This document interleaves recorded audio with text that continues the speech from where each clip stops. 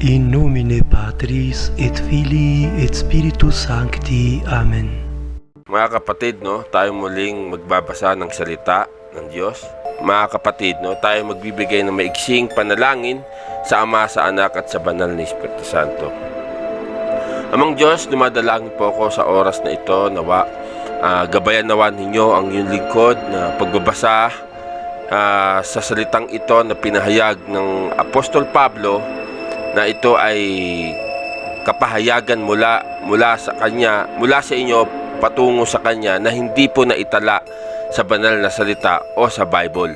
So, pagpalain nawa ninyo ang kaligtasan ng bawat isa, kapatawaran ng bawat isa, kaapagan niyo po kami mga tao. Nawa, gabayan niyo po yung lingkod sa aking pagbabasa. Ang lahat ng papurit pagsamba sa inyo lamang po, Ama, Anak at Banal ni Espiritu Santo, sa nawa't sa nawa. So mga kapatid, tayo na po'y magsisimula sa pagbabasa na ito'y pahayag mula kay Apostol Pablo. Ang pahayag ng banal na Apostol Pablo, ang mga bagay na pinahayag sa kanya nang siya ay umakyat kahit sa ikatlong langit at dadakip sa paraiso at nakarinig ng mga hindi nasabi sa salita. Doon nakatira ang isang marangal na tao sa lungsod ng Tarsus, sa bahay ni San Pablo na apostol, sa pamahalaan ng Deiotrecius, ang sumasamba na hari, at ng nakakamanghang Gratianus. At may pinayag sa kanya ang isang anghel ng Panginoon, nagsasabing, bawiin ang pundasyon ng bahay na ito at itaas ang iyong hahanapin. Ngunit naisip niya na may panaginip siya.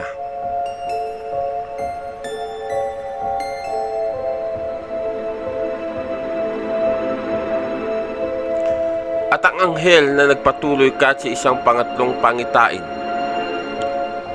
Ang maharlika ay napilitan na itaas ang pundasyon, at nang maghukay, nakakita siya ng isang marmol, isang kahon na naglalaman ng pahayag na ito, at kinuha na ito at pinakita niya sa pinuno ng lungsod. At ang tagapamahala, nakikita ito na tiyatakan ng tingga.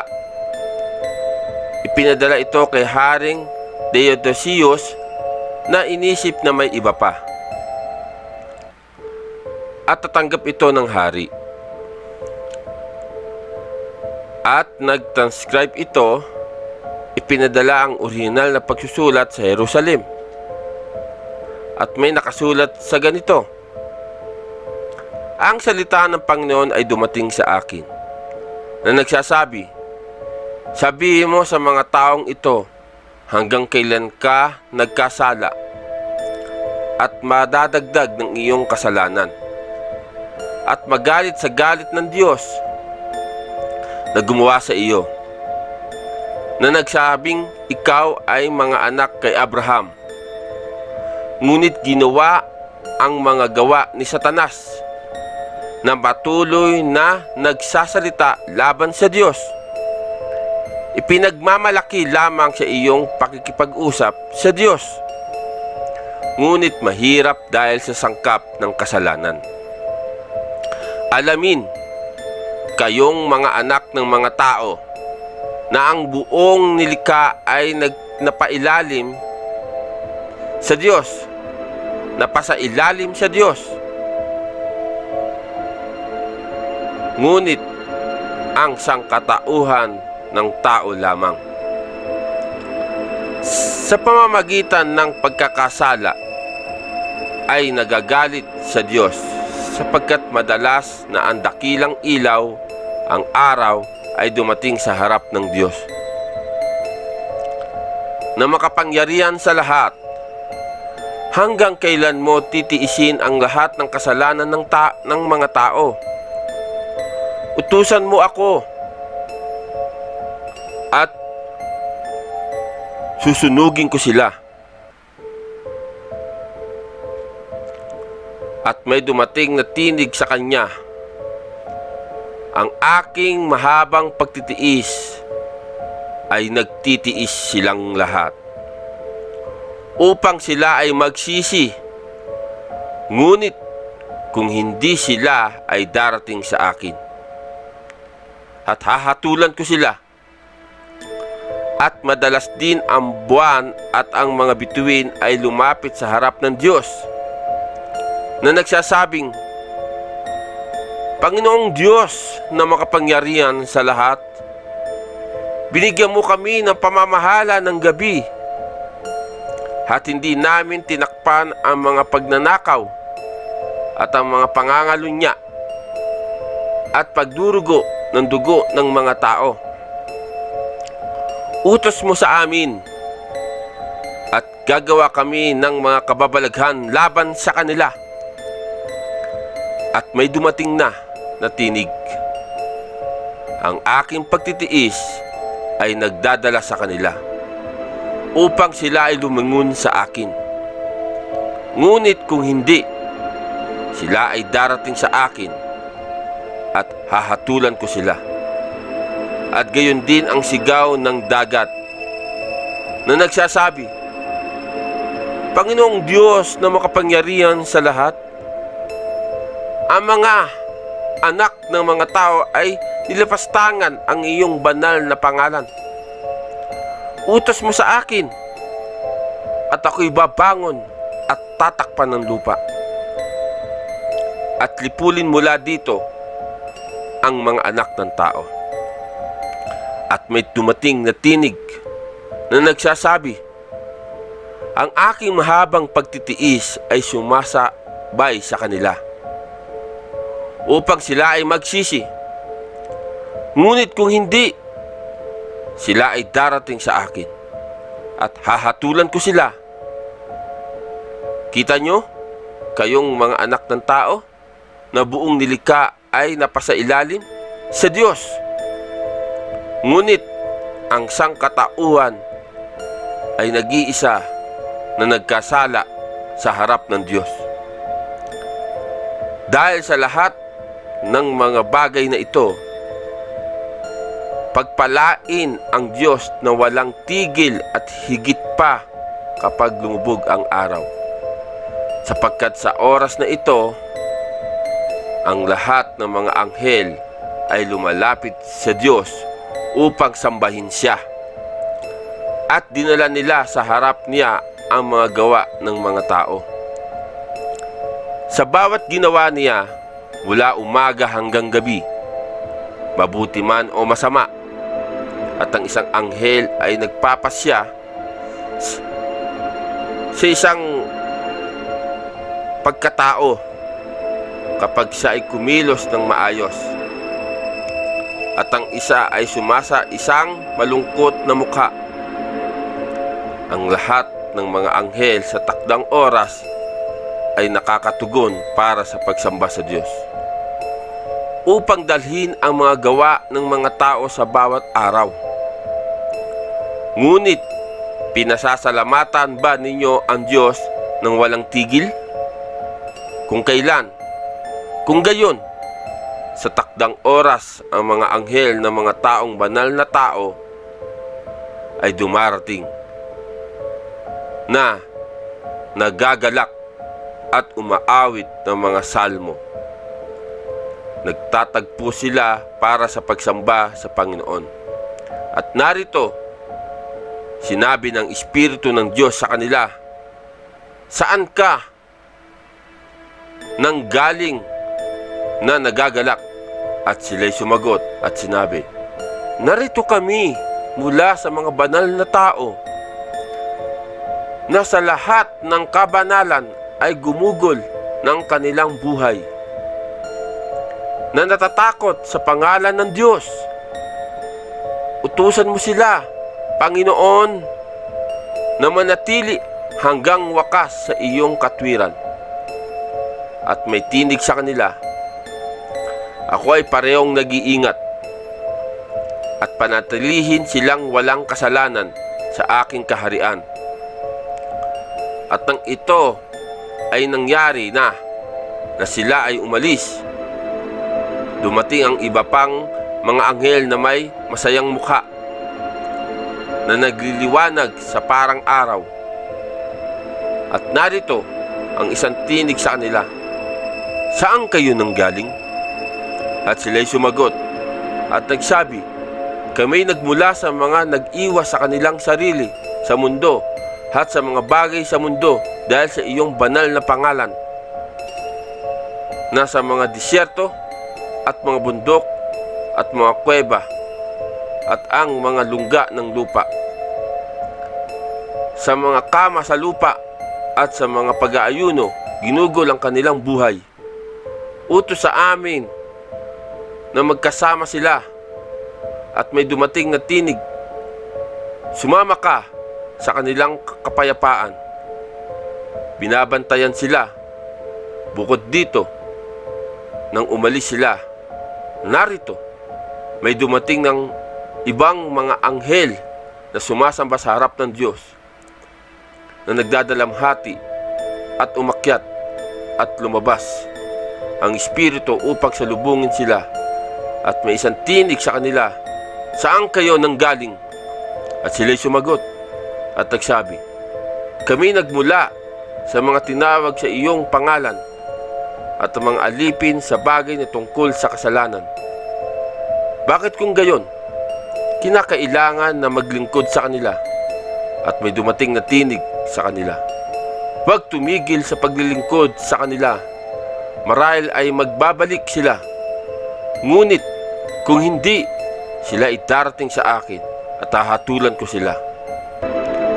Alamin, mga anak ng tao, na ang lahat ng ginagawa sa iyo araw-araw, ang mga anghel ay sumusulat sa langit.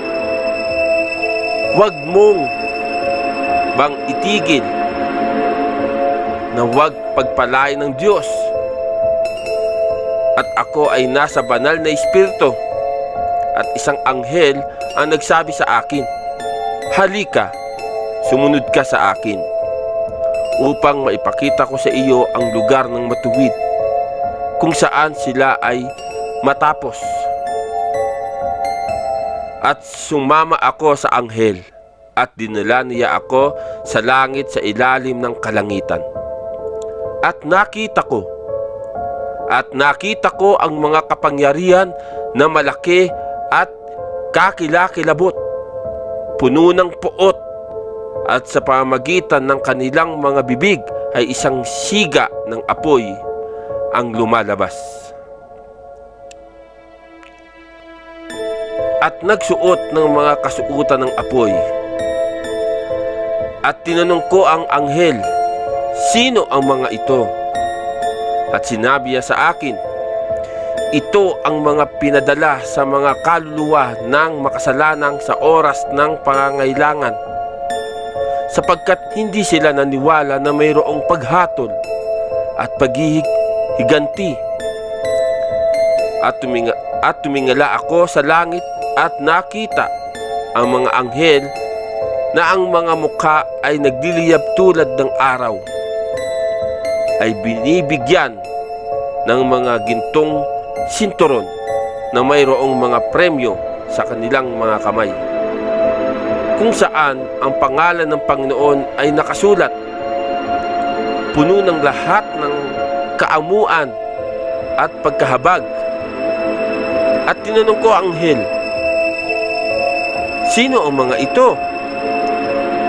At sumagot siya at sinabi sa akin, "Ito ang mga pinadala sa araw ng pagkabuhay na magmuli upang dalhin ang mga kaluluwa ng matuwid na masigasig na lumalakad ayon sa Diyos."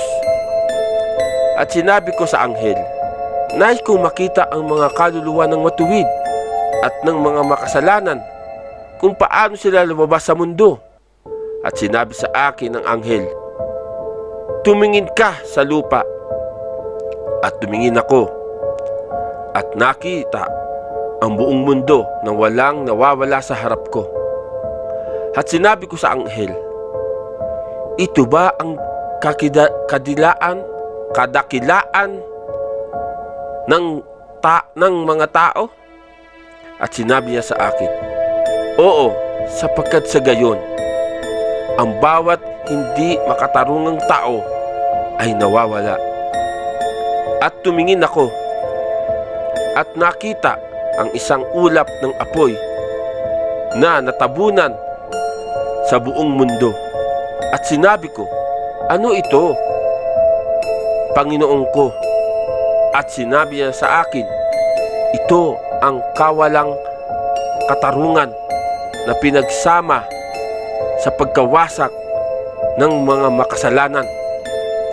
At ako ay umiyak. At sinabi sa anghel, nais kong makita ang mga pag-alis ng matuwid at ng mga makasalanan, sa kung anong paraan sila ay lumabas sa mundo. At sinabi sa akin ng anghel, Pablo, tingnan mo at tingnan kung ano ang iyong hinihiling. At tumingin ako at nakita ko ang isang sa mga anak ng mga tao na nahuhulog sa kamatayan. At sinabi sa akin ng anghel, ito ang isang taong matuwid at narito ang lahat ng kanyang mga gawa ay nakatayo sa tabi niya sa oras ng kanyang pangailangan. At may mga tabi niya na mga magagandang anghel at kasama nila ang mga masasamang anghel. At ang mga masasamang anghel ay walang talagang nakitang lugar sa kanya. Ngunit ang mabuti ay nagtamo ng ang kaluluwa ng taong matuwid.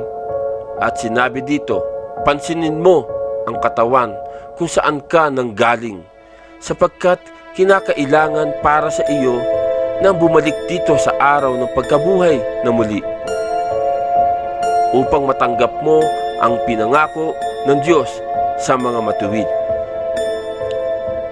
At ang mabuting anghel na tumanggap ng kaluluwa ng taong matuwid ay binabati ito na kilala rin sa kanila at sumama sa kanila, at ang Espiritu ay lumabas upang salubungin sila na sinasabi, halika, kaluluwa, pumasok sa lugar ng muling pagkabuhay na hinanda ng Diyos para sa kanyang mga matuwid. At sinabi ng anghel sa akin, tumingin ka sa lupa at tingnan mo ang kaluluwa ng masasama, kung paano ito iaalis mula sa kanyang tolda, na nagalit sa Diyos, na magalit, na nagsasabi, kain tayo at uminom, para sa kung sino ito ay bumaba sa Hades at bumangon at hinihag na mayroong paghatol at paghihiganti, at tignan ang lahat ng kanyang mga gawa na ginawa niya na nakatayo sa harap niya. At ang mga masasamang anghel ay dumating, at ang mabuting sa makatuwid ay walang nakitang lugar na kapahingahan doon. Ngunit ang kasamaan ay nagmamay-ari nito na sinasabi, o masamang kaluluwa, bigyang pansin ng iyong laman. Tandaan mo kung saan ka nanggaling, sapagkat dapat kang bumalik sa iyong laman sa araw ng pagkabuhay na muli, upang matanggap mo ang gantimpala ng iyong mga kasalanan. At nang umalis ito mula sa tolda nito, ang anghel na nakatira roon ay tumakbo papunta roon, na nagsasabi, dito, o masamang kaluluwa, saan ka pupunta? Ako siyang araw-araw na sumusulat ng iyong mga kasalanan. Sinira mo ang oras ng pagsisisi, maging labis na kinahihiya, at nang dumating ito, ang lahat ng mga anghel ay nakita nito. At sumigaw ng isang tinig na nagsasabing, sa aba mo, nakamamatay na kaluluwa, ano ang dahilan na naparito mong ibigay sa Diyos? At ang anghel ng kaluluwa na iyon ay nagsabi, iiyakan mo ito, kayong lahat, kasama ko. At ang anghel ay sumumpa at sumamba sa Panginoon na nagsasabi, Panginoon, masdan ng kaluluwa na tumahan sa kasamaan sa oras nito at sa pansamantalang buhay nito. Gawin mo ito ayon sa iyong pagpapasya at may tinig sa kaluluwa na iyon na nagsasabi, nasaan ang bunga ng iyong katwiran? At ito ay natahimik, hindi nakapagbigay ng sagot. At muli ay dumating ang isang tinig. Siya na nagpakita ng awa ay magpakita ng awa. Siya na hindi nagpakita ng awa ay hindi maipakita sa kanya. Hayaan ang kaluluwa na ito na mayhatid sa walang awa ng anghel na Temelok at hayaang itapon ito sa labas ng kadiliman kung saan mayroong iyak at pangangalit ng mga ngipin. At may tinig na parang 10,000 libo na nagsasabing, matuwid ka, O Panginoon, at matuwid ang iyong paghatol. At bukod dito, nakita ko at narito isa pang kaluluwa, ang pinangunahan ng isang anghel, at ito ay umiyak na nagsasabi, maawa ka sa akin, O matuwid na hukom. Iligtas mo ako sa kamay na anghel na ito, sapagkat siya ang kakilakilabot at walang awa. At isang tinig ang dumating dito na nagsasabi, ikaw ay lubos na walang awa, at sa kadahilan ng ito ay naibigay ka sa gayong anghel. Aminin ang iyong mga kasalanan na nagawa mo sa mundo. At ang kaluluwa na iyon ay nagsabi, hindi ako nagkasala, O matuwid na hukom. At sinabi ng Panginoon sa kaluluwa na iyon, katotohanang ikaw ay parang wert sa mundo, at itinatago mo ang iyong mga gawa sa mga tao. Hindi mo ba nalalaman na kapag may namatay, ang kanyang mga gawa ay tumatakbo sa harap niya, mabuti man o masama? At nang narinig ito, natahimik ito. At narinig ko ang hukom na nagsasabi, dumating ang anghel na nasa kanyang mga kamay ang tala ng iyong mga kasalanan. At sinabi ng hukom sa anghel, sinasabi ko sa iyo, ang anghel, itapon mo ang lahat. Sabihin kung ano ang nagawa niya 5 taon na bago siya namatay. Sa pamamagitan ng aking sarili ay nanunumpa ako sa iyo na sa unang panahon ng kanyang buhay ay may pagkalimot sa lahat ng kanyang dating mga kasalanan. At sumagot ang anghel at sinabi, Panginoon, utusan ang mga kaluluwa na tumayo sa tabi ng kanilang mga anghel. At ng oras ding iyon ay tumayo sila sa tabi nila. At sinabi ng Panginoon ng kaluluwa na iyon, pansinin ang mga kaluluwang ito. At kung nagkasala ka man sa kanila. At sumagot ito at sinabi, Panginoon, 1 taon na hindi nakumpleto mula noong pinatay ko ang isa at nakatira kasama ang isa. Hindi lamang ito, ngunit nagkamali din ako. At sinabi ng Panginoon, hindi mo ba nalalaman na siya na nagkamali ng sinumang tao sa mundo ay pinanatiling sa sandaling siya ay namatay sa lugar hanggang siya ay nagkasala ay dumating. At silang dalawa ay hahatulan sa harap ko, at ang bawat isa ay tatanggapin ayon sa kanyang mga gawa. At narinig ko ang isang tinig na nagsasabi, hayaan ibigay ang kaluluwa na ito sa anghel ng Tartaruk at bantayan hanggang sa dakilang araw ng paghuhukom. At narinig ko ang isang tinig na parang 10,000 na nagsasabi, matuwid ka, O Panginoon, at matuwid ang iyong panghuhusga. At sinabi sa akin ng anghel, nakita mo ba ang lahat ng mga bagay na ito? At sumagot ako, oo, Ginoo ko. At muli sinabi niya sa akin, halika, sumunod ka sa akin, at ipapakita ko sa iyo ang lugar ng matuwid.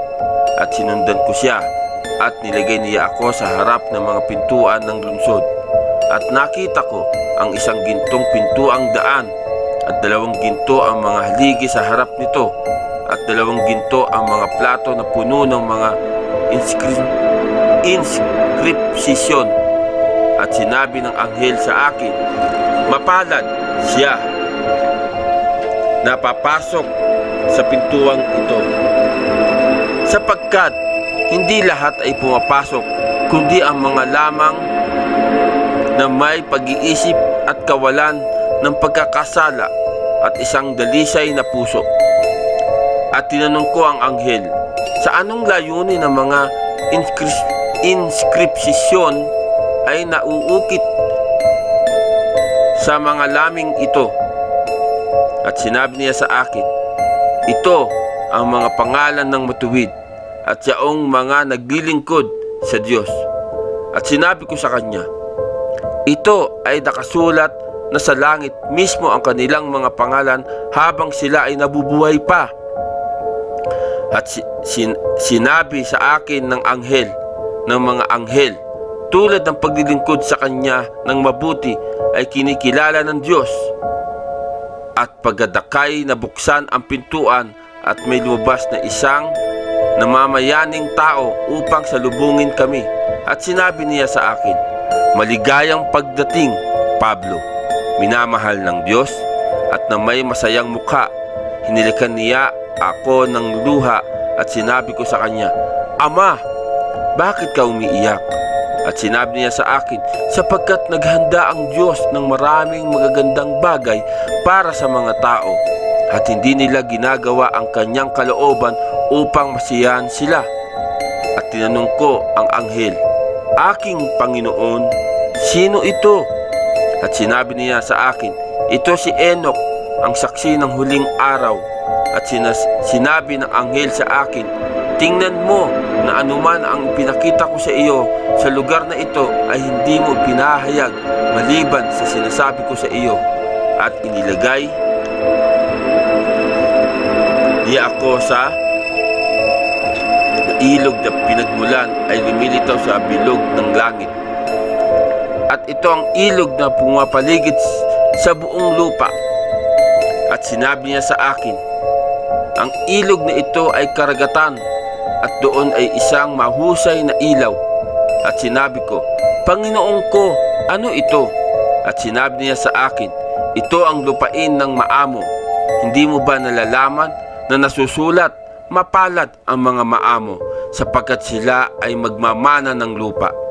Ang mga kaluluwa ng matuwid sa makatuwid ay pinanatili sa lugar na ito. At sinabi ko sa anghel, kailan kung gayon ipapakita ang mga ito? At sinabi niya sa akin, kapag darating ang hukom sa araw ng muling pagkabuhay at maupo, kung gayon naaayon ay uutusan siya at ibinunyag ang lupa at ito ay magaan at ang mga banal ay lilitaw sa loob nito at magagalak sa kanilang sarili sa kabutihan na inilaan mula sa pundasyon ng mundo. At doon sa tabi ng ilog ang mga puno ay nakatanim, puno ng iba't ibang mga prutas. At tumingin ako patungo sa pagsikat ng araw at nakita ko roon ang mga puno na may malaking sukat na puno ng mga prutas at ang lupang iyon ay mas maliwanag kaysa sa pilak at ginto. At may mga ubas na lumalaki sa mga palad na iyon at libu-libong mga sanga at maraming mga kumpol sa bawat sangay. At sinabi ko sa arkanghel na ito, Panginoon ko. At sinabi niya sa akin, ang lawa ng Acherusian at sa loob nito ang lungsod ng Diyos. Ang lahat ay hindi pinapayagan na pumasok dito maliban sa sinumang magsisisi sa kanyang mga kasalanan. at sa lalong madaling panahon na siya ay magsisisi at magbabago ang kanyang buhay. Siya ay hinahatid kay Michael at hinahagis nila siya sa lawa ng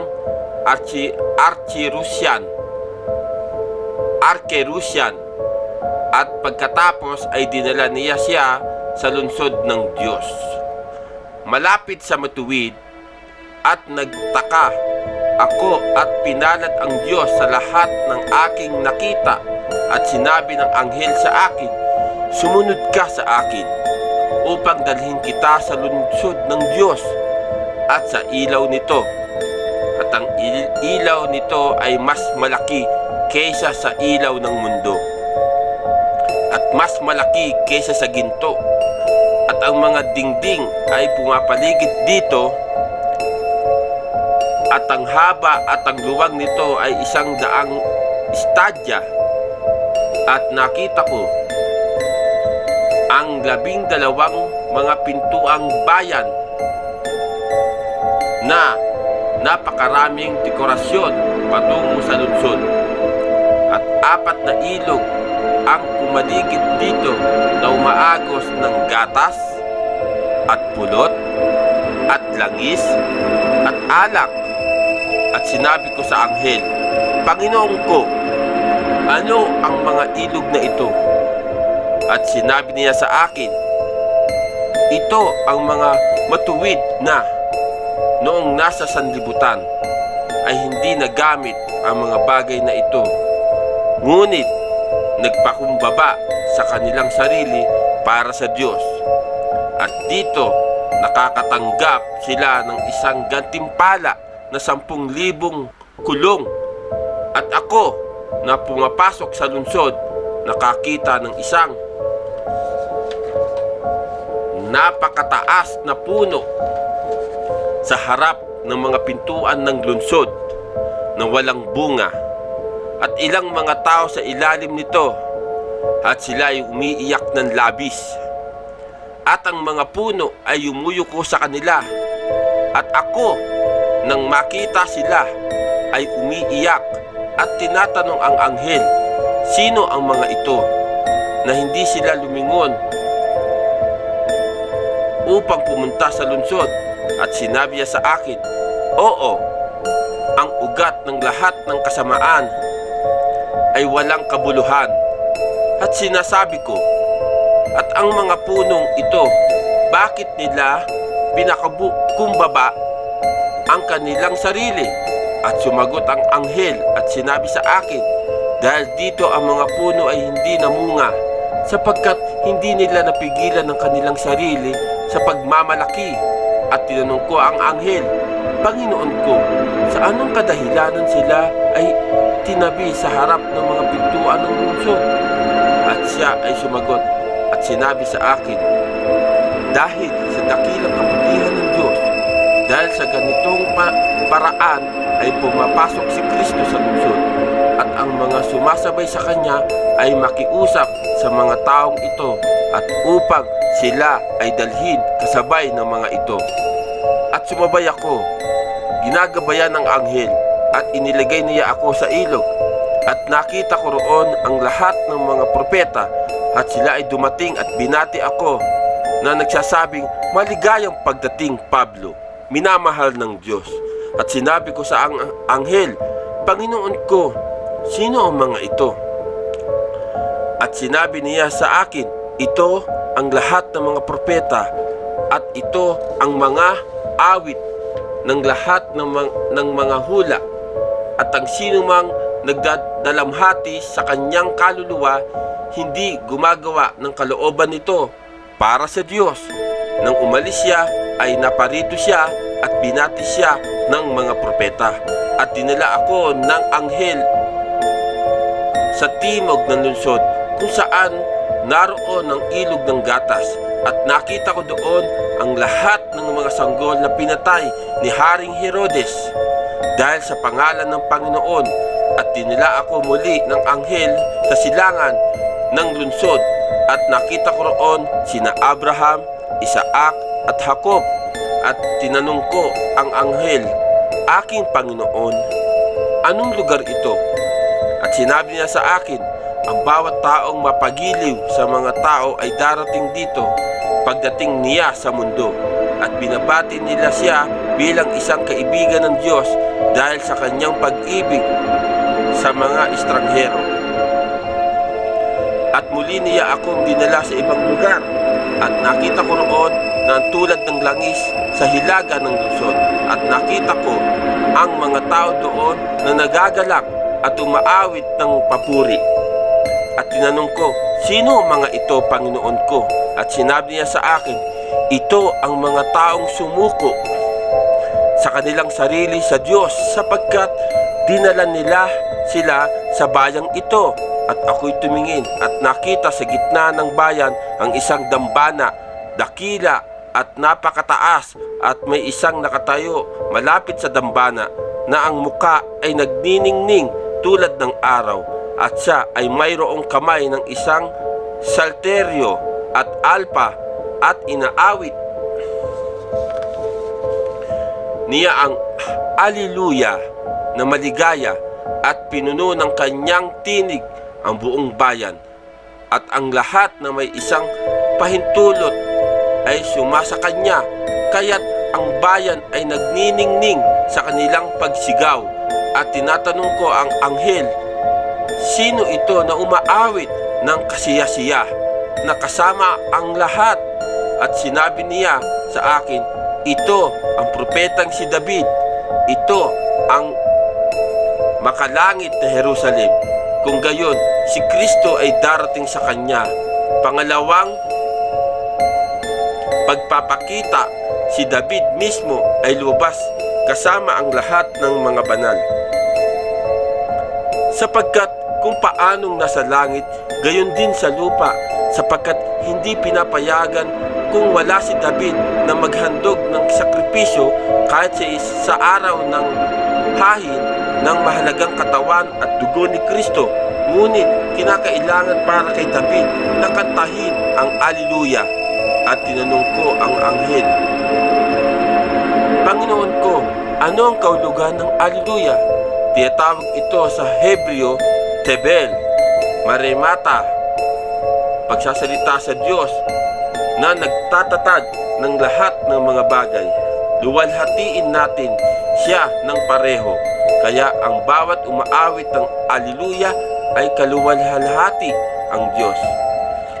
Niluluwalhati ang Diyos na ang mga bagay na ito, kung gayon ay sinasabi sa akin ng anghel, dinala niya ako sa labas ng lungsod at ang Arkerusyan lawa at ang mabuting lupain, at inilagay ako sa ilog ng karagatang na sumusuporta sa kalawakan ng langit.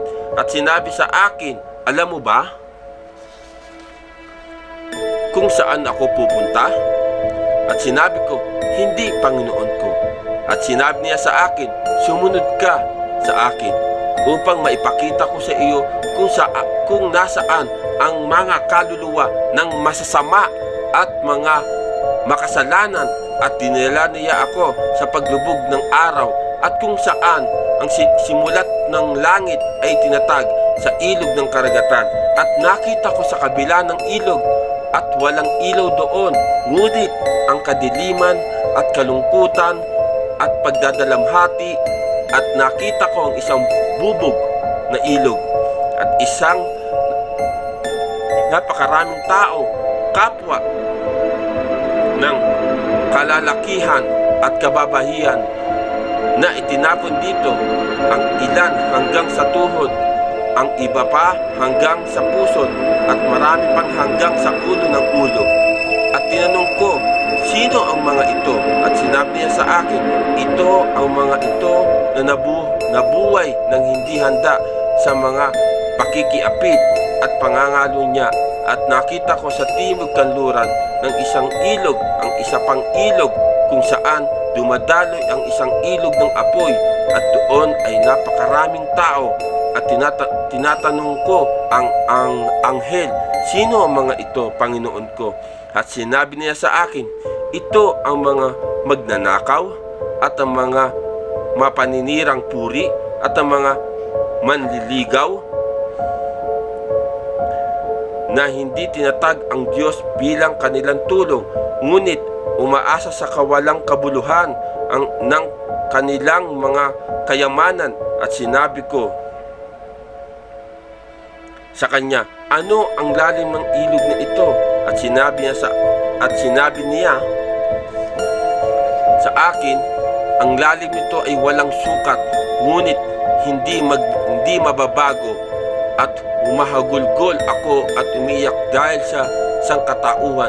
At sinabi niya sa akin ng anghel, bakit ka umiiyak? Ikaw ba ay higit na maawain kaysa sa Diyos? Sapagkat pagiging banal, Diyos na nagsisisi sa mga lalaki, maghihintay sa kanilang pagbabalik loob at pagsisisi, ngunit sila nalinlang ng kanilang sariling kalooban ay narito at walang hanggang parusa. At tiningnan ko ang mga ningas na ilog, at nakita ko ang isang matanda na kinakaladkad ng dalawa, at hinihila nila siya hanggang sa tuhod. At dumating ang anghel na Temelok na may hawak na isang bakal na kanyang kamay, at dala ito ang mga ugat ng matandang iyon sa pamamagitan ng kanyang bibig. At tinatanong ko ang anghel, aking Panginoon, sino ito ang naghihirap dito, parusa? At sinabi niya sa akin, ang matandang ito na iyong nakita ay isang presbyter. At nang siya ay kumain at uminom, pagkatapos ay isinagawa niya ang paglilingkod sa Diyos. At nakita ko roon ng isang pang matandang nagmamadali ng 4 na anghel, at hinahagis nila siya sa nagninikas na ilog hanggang sa sinturon, at siya ay natakot at sinunog ng mga kidlat. At sinabi ko sa anghel, sino ito, Panginoon ko? At sinabi niya sa akin, ito na iyong nakita ay isang obispo, at ang pangalang iyon ay talagang nasiyan siya na magkaroon, ngunit sa kabutihan ng Diyos ay hindi siya lumakad. Matuwid na panguhusga ay hindi niya hinuhusgahan. Ang balo at ulila ay hindi niya naawa. Hindi siya nagmamahal o mapagmalasakit. Ngunit ngayon siya ay nabayaran ayon sa kanyang mga gawa. At tumingin ako at nakita ko sa gitna na ng ilog ang ibang tao hanggang sa pusod na may dugo. Ang lahat ng mga kamay at ang mga bulate ay bumabangon sa kanyang bibig. At tinatanong ko ang anghel, sino ito, Panginoon ko? At sinabi niya sa akin, ito ang iyong nakita ay isang diakono na kumain at uminom at naglingkod sa Diyos. At tinignan ko ang ibang lugar kung saan ay may isang pader na walang tanso na apoy. At sa loob nito, ang mga lalaki at babae ay kumakain ng kanilang sariling mga wika na kamamanghang inuhusgahan. At tinanong ko ang anghel, sino ang mga ito, Panginoon ko? At sinabi niya sa akin, ito ang mga ito sa simbahan na nagsasalita laban sa kanilang mga kapitbahay at hindi nakikinig sa salita ng Diyos. At tumingin ako at nakakita ng dugoang hukay. At sinabi ko, ano ang pit? At sinabi niya sa akin, ito ang lugar kung saan inilalagay ang mga salamangkero at mga mangkukulam at ang mga patutot at ang mga mangangalunya at ang mga mangaapi sa mga balo at ulila. At nakita ko sa ibang lugar ang mga kababaihan na nakasuot ng itim at humahantong sa isang madilim na lugar. At tinanong ko, sino ang mga ito, Panginoon ko? At sinabi niya sa akin, ito ang mga hindi nakinig sa kanilang mga magulang. Ngunit bago ang kanilang pag-aasawa ay dinumihan ang kanilang pagkabirhen. At nakita ko ang mga kababaihan na nakasuot ng mga puting damit na bulag at nakatayo sa mga obelix ng apoy. at isang anghel ay walang awang nagpapatalo sa kanila na nagsasabi, "Ngayon, nalalaman ko mo kung nasaan ka." Nagsasabi, "Ngayon, nalalaman mo kung nasaan ka. Hindi ka dumalo noong binasa ka ng mga banal na kasulatan." At sinabi sa akin ng anghel, "Ito ang mga nagsira sa kanilang sarili at pinatay ang kanilang mga sanggol. Sa makatuwid, ang kanilang mga sanggol ay sumigaw na sumisigaw, 'Gantihan kami ng aming mga ina.' At binigyan sila ng isang anghel na dadalhin sa isang maluwang na lugar, ngunit ang kanilang mga magulang ay walang hanggang apoy. At kinuha ako ng anghel mula sa mga paghihirap na ito, at inilagay ako sa itaas ng isang balon na mayroong 7 mga selyo sa bibig nito. At sinabi ng anghel na kasama ko sa anghel sa balon ng lugar na iyon, "Buksan mo ang balon upang makita ni Pablo na minamahal ng Diyos, sapagkat binigyan siya ng otoridad na makita ang mga pagdurusa." At sinabi sa akin ng anghel ng lugar, "Tumayo ka sa malayo hanggang sa mabuksan ko ang mga selyo."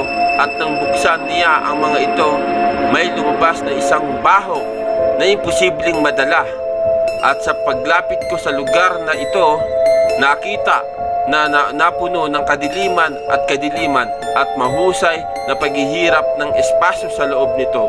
At ang anghel na kasama ko ay sinabi sa akin, "Ang lugar na ito ng balon na iyong nakikita ay itinapon mula sa kaluwalhatian ng Diyos, at walang sino man ang mga anghel na walang kabuluhan para sa kanila." At nang maraming nagsasabi na ang banal na Maria ay hindi ina ng Diyos, at ang Panginoon ay hindi naging tao mula sa kanya, at na ang tinapay ng pasasalamat at ang tasa ng pagpapala ay hindi kanyang laman at dugo, ay hihagis mo ito ng mabuti. At tulad ng sinabi ko bago, walang anghel na walang kabuluhan sa kanilang ngalan. At nakita ko patungo sa paglubog ng araw, kung saan may pag-iyak at pagnangangipin na maraming mga kalalakihan at kababaihan doon ang nagpapahirap. At sinabi ko sa anghel, "Sino ang mga ito, Panginoon ko?"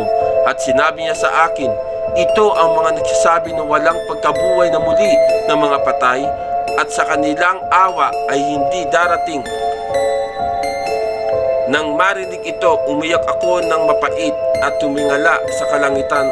Nakita ko nakabukas ang langit at bumaba ang arkanghel na si Gabriel kasama ang mga hukbo ng mga anghel na umaligid sa lahat ng mga pagdurusa, at sila na hindi hinuhusgahan sa mga pagdurusa na nakikita sila.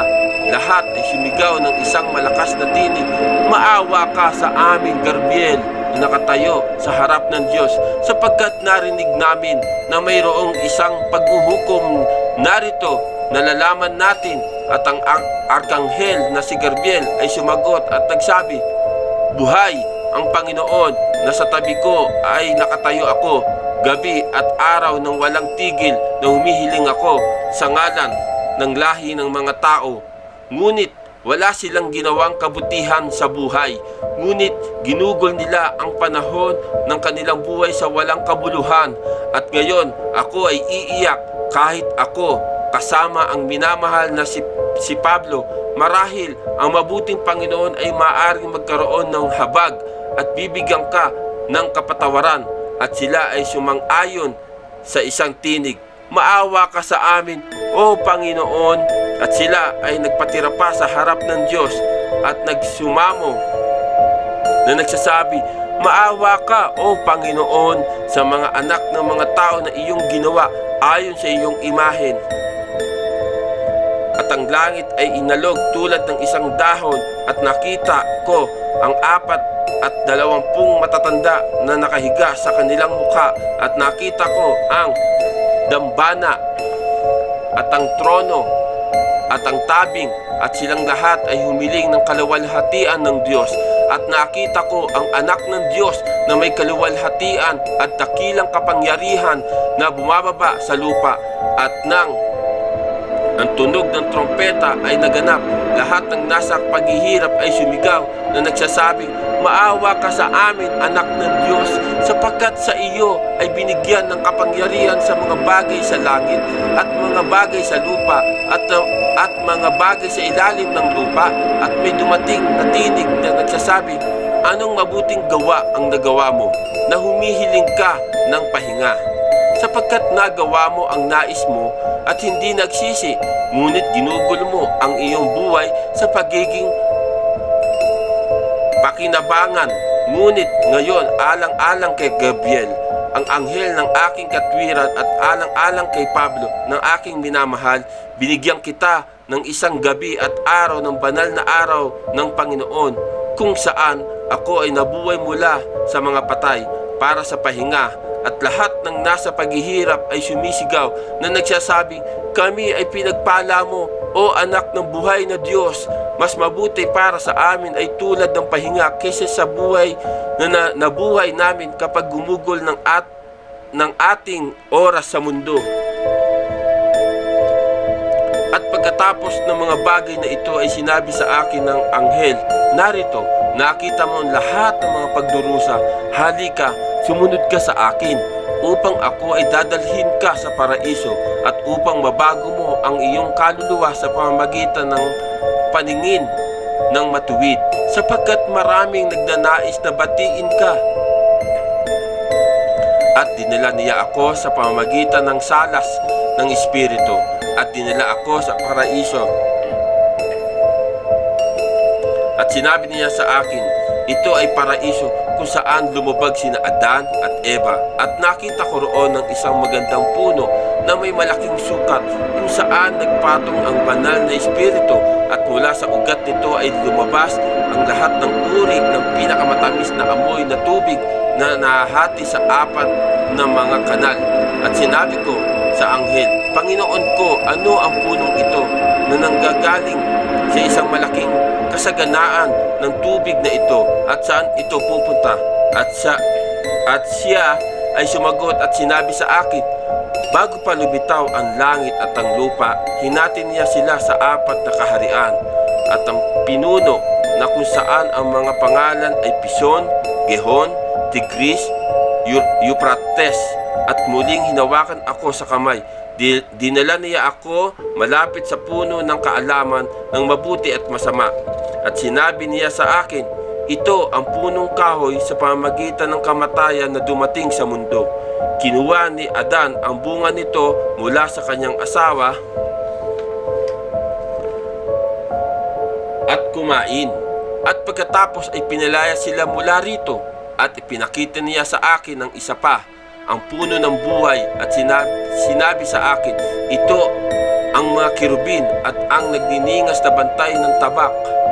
At nang mag-ingat kong ipinagmamasdan ang puno at nagtataka, nakita ko ang isang babae na nagmula sa malayo at isang maraming anghel na umaawit ng papuri sa kanya. At tinanong ko ang anghel, sino ito, Panginoon ko, na nasa napakalaking karangalan at kagandahan? At sinabi sa akin ng anghel, ito ang banal na Maria, ang ina ng Panginoon. At lumapit siya at binati ako na sinasabi, maligayang pagdating. Pablo, na minamahal ng Diyos at mga anghel at mga tao, pinahayag mo ang salita ng Diyos sa mundo at itinatag ang mga simbahan, at lahat ay nagpatotoo sa iyo na naligtas sa pamagitan ng sa iyo, sapagkat naligtas mula sa panlilinlang ng mga idolo. Sa pamagitan ng iyong turo ay naparito sila. Habang pinag-uusapan pa nila ako, tumingala ako at nakita ko ang ibang 3 lalaki na papasok, at tinanong ko ang anghel, sino ang mga ito, Panginoon ko? At sinabi niya sa akin, ito sina Abraham, Isaac at Jacob, na ang mga matandang ninuno. At lumapit sila at binati ako na nagsasabing, Maligayang pagdating, Pablo, minamahal ng Diyos. Hindi tayo pinighati ng Diyos, ngunit nakikilala kami sa iyo sa laman bago ka lumabas sa mundo. At sunod-sunod na sinabi nila sa akin ang kanilang mga pangalan mula kay Abraham hanggang kay Manases. At ang isa sa kanila, si Jose, na inaibenta sa Egypt, ay nagsabi sa akin, "Pakinggan mo ako, Pablo, kaibigan ng Diyos. Hindi ko inihiling ang aking mga kapatid na sumampa sa akin, sapagkat mapalad siya na makatiis ng pagsubok, sapagkat bibigyan siya ng Panginoon ng hinihingi ng 7 gantimpala sa mundo na darating." Bilang ang itsura ng isang anghel at tinanong ko ang anghel na sinabi, "Aking Panginoon, sino ito?" At sinabi niya sa akin, "Ito ang Moises na tagapagbigay ng batas na pinatalsik ng Diyos sa mga anak ng Israel mula sa pagkaalipin sa Ehipto." At nang makalapit siya sa akin, binati niya ako na umiiyak at sinabi ko sa kanya, "Ama, bakit ka umiiyak? Na matuwid at maamo." At sumagot siya at sinabi sa akin, "Dapat akong umiyak para sa bawat tao, sapagkat nagdala ako ng kaguluhan sa isang tao na hindi nakaintindi at hindi nila pinanganak ang prutas. At nakikita ko ang mga tupa kung saan ako ang pastol na nagkalat, at ang gawain ng aking pinagtrabaho para sa mga anak ni Israel ay hindi nabibilang ng wala. At nakakita sila ng mga kapangyarihan, mga hukbo sa gitna nila, at hindi nila nauunawaan. At nakikita ko ang mga hintil na sumasamba at naniniwala sa pamamagitan ng iyong salita at nagbalik loob at pumupunta rito at sa aking bayan na napakahusay na hindi maunawaan ng isang tao, sapagkat nang ibitin ng mga Hudyo ang anak ng Diyos sa krus, ang lahat ng mga anghel at mga angkarhel at ang matuwid at ang buong paglikha ng mga bagay sa langit at mga bagay sa lupa at mga bagay sa ilalim ng lupa, na nagdadalamhati na may isang malaking pagdadalamhati. Ngunit ang hindi nakaintriga at masungit na mga Hudyo ay hindi naunawaan, kaya't hinihanda para sa kanila ang apoy na walang hanggan at ang uod na hindi namatay. Habang nagsasalita pa siya, may dumating pang 3 at binati ako na nagsasabing, "Maligayang pagdating." Si Pablo, na minamahal ng Diyos, ang pinagmamalaki ng mga simbahan at modelo ng mga anghel. At tinanong ko, "Sino ka?" At ang una ay nagsabi, "Ako si Isaias na nakita ni Manases na may kahoy saw." At sinabi ng pangalawa, "Ako si Jeremias na binato ng mga Hudyo, ngunit sila ay nanatiling nasusunod ng walang hanggang apoy." At ang pangatlo ay nagsabi, "Ako si Ezekiel na tinusok ng mga pumatay ng Mesiyas. Lahat ng mga bagay na ito ay tiniis namin at hindi namin nagawang iyon ang matigas na puso ng mga Hudyo. At pinatong ko ang aking sarili, humihiling sa kabutihan ng Diyos, sapagkat siya ay nahabag sa akin at iniligtas ako mula sa lahi ng mga Hebreo." At may dumating na tinig na nagsasabi, "Mapalad ka, Pablo, minamahal ng Diyos, at mapalad ang mga sa pamamagitan mo ay sumasampalataya sa pangalan ng ating Panginoong Jesucristo, sapagkat para sa kanila ay hinahanda ang buhay na walang hanggan." Habang nagsasalita pa ang tinig na ito, may dumating na isa pa na sumisigaw, "Mapalad ka, Pablo." At tinanong ko ang anghel, "Sino ito, Panginoon ko?" At sinabi niya sa akin, "Ito si Noe na nabuhay noong panahon ng baha."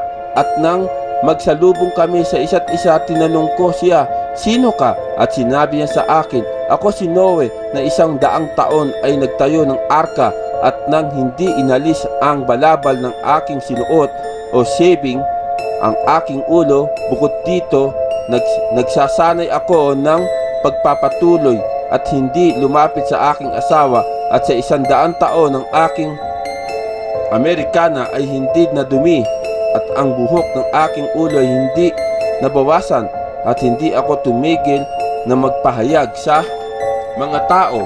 Magsisi sapagkat narito darating ang isang baha at walang nagbantay, ngunit ang lahat ay tumawa sa akin. Hindi tumigil sa kanilang mga labag sa batas hanggang sa dumating ang tubig ng baha at nawasak silang lahat. At tumingin ako sa malayo. Nakita ko ang iba pang dalawa mula sa malayo, at tinanong ko ang anghel, "Sino mga ito, Panginoon ko?" At sinabi niya sa akin, "Ito sina Enoch at Elias." At lumapit sila at binati ako na nagsasabing, "Maligayang pagdating, Pablo, minamahal ng Diyos." At sinabi ko sa kanila, "Sino ka?" At si Elias na propeta ay sumagot at sinabi sa akin, "Ako si Elias na propeta na nanalangin sa Diyos." At pinagkaloob niya na walang ulan na maaaring bumagsak sa lupa sa loob ng 3 taon at 6 na buwan dahil sa kawalan ng katarungan ng mga anak ng tao. Sa madalas sa isang katotohanan, maging anghel ay humiling sa Diyos dahil sa ulan. At narinig ko, "Magpasensya ka hanggang si Elias na aking minamahal ay manalangin at magpadala ako ng ulan sa mundo." So, mga kapatid, no? Doon na po nagtatapos ang ating binasa, ang pahayag kay Apostol Pablo. So, mga kapatid, kayo na po sanang bahala umunawa at umintindi at lawakan ng pangunawa sa mga nabasa ko sa ating binigyan ng oras, ang pahayag kay Apostol Pablo. Dito po sa aking pagkakaunawa, si Apostol Pablo ay nakarating po sa kaharian ng langit. Pinakita sa kanya ng anghel kung sino-sino naroroon at pinagpala ng Diyos. At nakita rin po ni Apostol Pablo yung magiging kalagayan o sasapitin ng mga tagapagsalita ng Diyos o tagapagturo ng Diyos na taliwas sa kalooban ng Ama. Mga kapatid, at hindi po ako against, no, hindi po ako, sabaga, ako'y sumasang-ayon sa banal na salita o sa Holy Bible. At ito po ang paraan ko na ang mga ibang talata na hindi na isama ay aking hinahayag sa pamamagitan ng social media. So, sana sa mga karinig ito, nawa bigyan ng pagpapala ang bawat isa, kaunawaan sa bawat isa, kapatawaran sa bawat isa, at nawa ang Ama ang sa nakakita sa bawat ginagawa natin, ang ating tagapamagitan sa Ama, walang iba kundi ang Panginoong Kristo, at ang sinugo ng Ama sa pangalan ng Panginoong Kristo, ang isang banal na Espiritu Santo, isang gumagabay sa bawat isa sa atin. Nawa sa oras ito, tanggapin nawa ang aking pasalamat, at maraming salamat po, Ama, Anak at Banal na Espiritu Santo. Salamat.